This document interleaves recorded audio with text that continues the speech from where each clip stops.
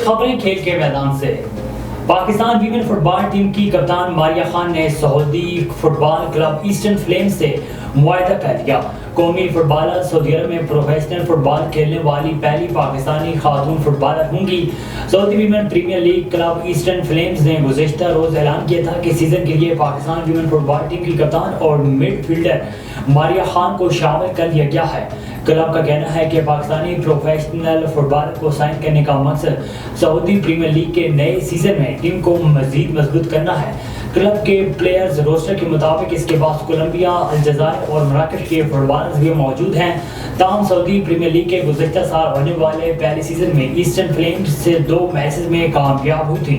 ماریہ خان کو گزشتہ برس پاکستان ویمن فٹ بال ٹیم کا کپتان بنایا گیا تھا۔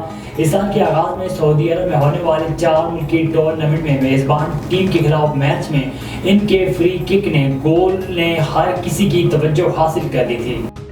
Asian hockey champions trophy Pakistan نے چین کو شکست دے کر ایونٹ میں 5ویں پوزیشن پر میچ جیت لیا۔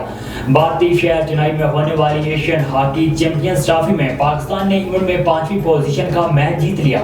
پاکستان نے 5ویں پوزیشن کے میچ میں چین کو 1 کے مقابلے میں 6 گول سے شکست دی۔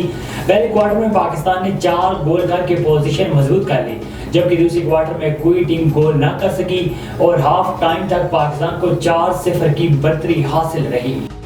پاکستان کی تشویش پر بھارتی حکومت کا پھر ہٹ درمی سے جواب۔ پاکستانی کرکٹ ٹیم کو اسپیشل ٹریٹ کرنے سے انکار کر دیا۔